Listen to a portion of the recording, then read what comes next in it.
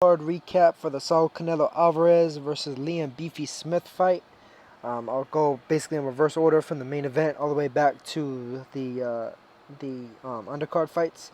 And of course, in the main event, Alvarez was actually moving down in weight to 154 from his last two previous fights at a catch weight of, or actually, really his last four or five previous fights at catch weights of 155, ostensibly middleweight, where he managed to become, of course, the lineal Ring Magazine and WBC middleweight champion. He, of course, vacated the WBC title earlier this year. He still has the Ring Magazine one, though, and I mean, I doubt that he's going to lose that anytime soon, considering the fact that normally you have to lose that one in the ring. But anyway, he was dropping down to 154 to fight against Liam Smith, who was the WBO super welterweight titleist, aka light middleweight. And he managed to stop him in 9 rounds. Early on, Alvarez looked like he was controlling everything, controlling the action pretty well. It kind of reminded me of the Martin Murray versus Triple G fight, with the way that Smith was kind of coming forward behind the hard guard, throwing the 1-2s down the middle. But Alvarez was kind of countering around that, able to land a number of good body shots. Was pretty much just controlling the action, in spite of the fact that Smith managed to actually open up a cut in the corner of his left eye from a jab in the second round. In the third and the fourth, however, it seemed like Smith was starting to open up a little bit. He was landing some pretty good shots in the fifth as well. Pretty good shots, just going body head. And I mean, at that point, it was looking like Alvarez might be a little bit winded. I've always felt like Alvarez cutting down the way he does, eventually it's going to backfire on him, or it might slowly kind of wear on him. And I definitely felt like that was the case in the Amir Khan fight and the Miguel Cotto fight. And I think it might have been the case to a certain degree here against Smith. I did think he managed to kind of catch a second win in a certain fashion, however, around the fifth into the sixth rounds. And eventually he managed to catch Smith as Smith was coming in trying to land those same type of combinations that he was able to land heavy blows with earlier in the fight. And just drop him in the seventh round with a nice clean right hand up beside the temple. Of course, he wound up knocking him down once again in the eighth round with a body shot, and then finally in the ninth round just completely took him out with a nasty body shot. About one of the cleanest type of left hooks to the liver area with a body shot you could potentially see. And it definitely showed the viciousness that is Saul Canelo Alvarez's power. He definitely has a lot of it. Of course, after the fight, Max Kellerman asked him about Golovkin. He's saying that that they've been going back and forth, that Golovkin doesn't want to accept his offers, although the timeline for how he said that he was offering him a fight, offering him like a certain amount times the money, it was when Golovkin was already signed to fight and was fighting Kell Brook. So, I mean, it's kind of an iffy story, but regardless, I mean, everybody knows what it is. Golovkin and Alvarez, they both kind of play these like press games and talk about fighting all these different guys, and the fights just don't seem to be getting made for either one of them, really. So, I'd like to say, if he decides to choose to stay at 154, it's all good and everything, but at that point, you got to fight the best other fighters, fight I understand why you wouldn't fight Lara, because of the fact that, the first fight was a dud and it didn't necessarily sell especially well in the first place, so trying to sell a rematch is going to be a pretty difficult task, unless Lara lights up the world with a performance he's capable of doing, but he seems like hesitant to really put himself at risk of doing so. But I mean, fights with either the Charlos or with Andrade would be fantastic as well. And if he decides to go back to middleweight, which I imagine would likely be in the cards, or even at 154, I mean, I'd imagine a Kell Brook fight is a pretty big seller. I could see something like that going down.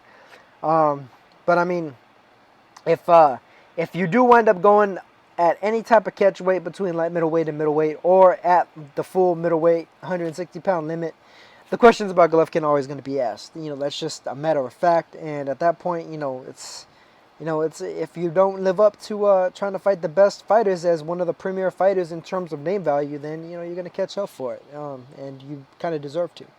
But that's pretty much it for the main event. I mean, Alvarez did his thing. got rid of Liam Smith. Liam Smith actually really impressed me with how much resistance he gave Canelo, and also how long he lasted.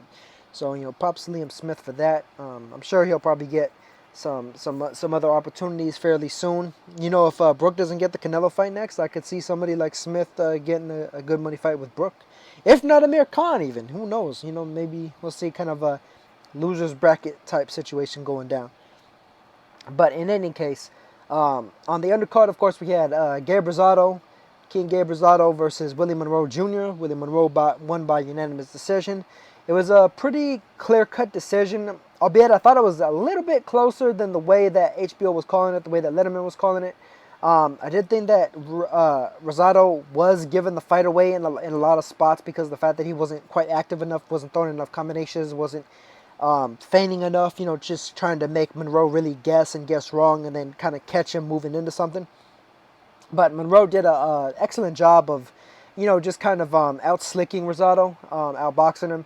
He was just a little bit quicker than him for the most part. Just seemed like he was always a step ahead of Rosado. Although I think it was the 10th round, the referee, Lawrence Cole, missed a knockdown that Rosado scored on Willie Monroe. Just a clean right hand that dropped him on his backside. But, I mean, other than that, I would have still had Monroe winning. And, the judges definitely got the decision right with scores of, what was it? I think 10-2, what was it? 10-2, 9-3, and 8-4.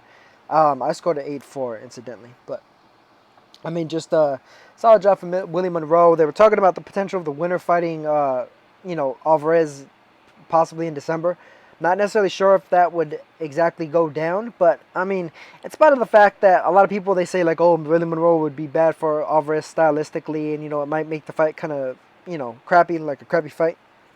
I mean, the thing is, he did go to war in a lot of spots against Golovkin, so I could see him looking to try to impress against Alvarez because, I mean, considering the way the Lara fight went and some of Alvarez's other fights, I mean, it's very hard to imagine Monroe being able to pull off a decision against Alvarez with that type of a style that he used against Rosado as opposed to one that he used against Golovkin, where he tried to make it a point to really do something offensively.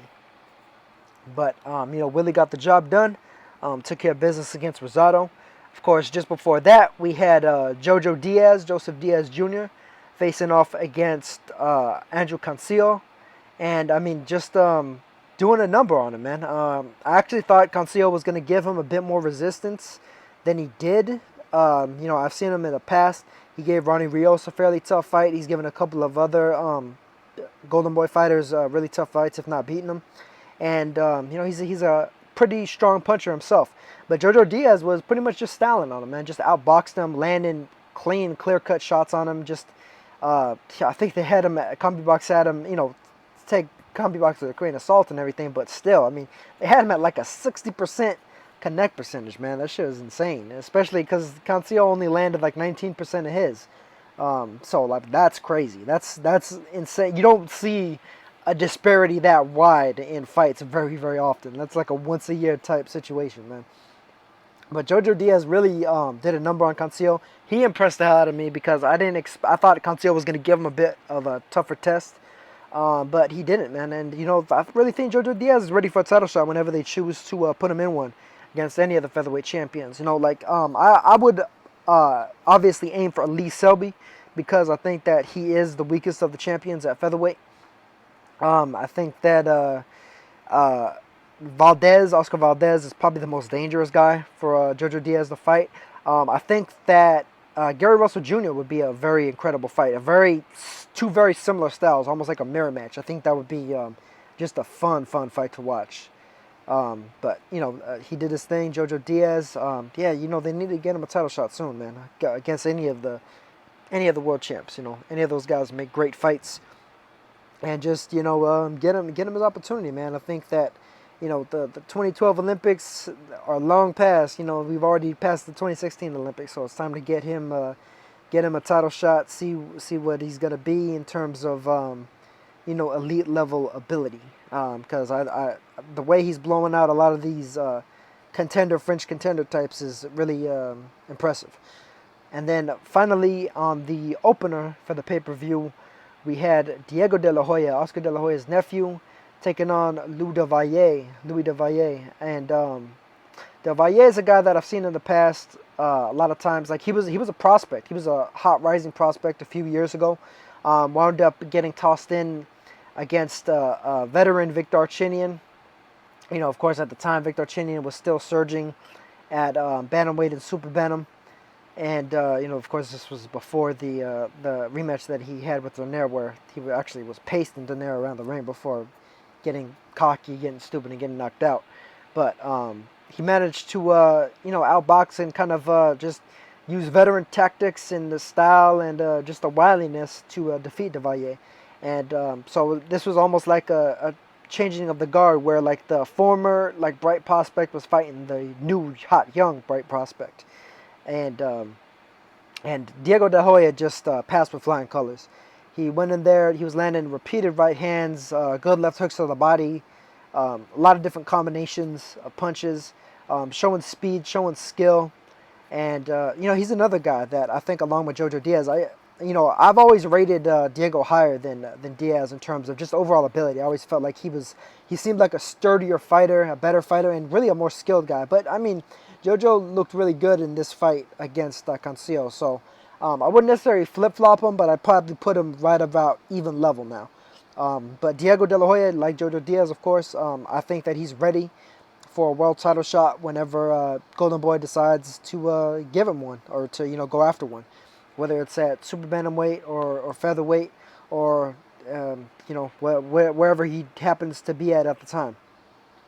Depending on how long of a timeline they're giving him for trying to win a title. I think that he's ready for just about anybody out there. Super bantamweight is a fairly open division to a certain degree. Of course, the most known guy there being Guillermo Rigondeaux.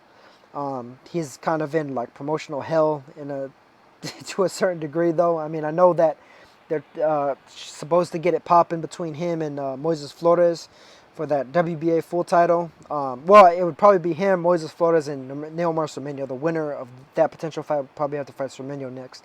So the WBA is kind of tied up for the moment. The IBF, of course, Jonathan Guzman just won from Shingo Wake, managed to win the vacant belt against Shingo Wake. That would be a pretty solid fight, although, the Golden Boy versus PBC, Al Heyman thing could probably get in the way of that. Nonito Donaire, of course, is going to be fighting Jesse Magdaleno on the Pacquiao-Vargas undercard. So that could be a route, for a title potentially. And honestly, I like Diego's chances against either of those guys. Whoever wins that fight, I like his chances against either of them.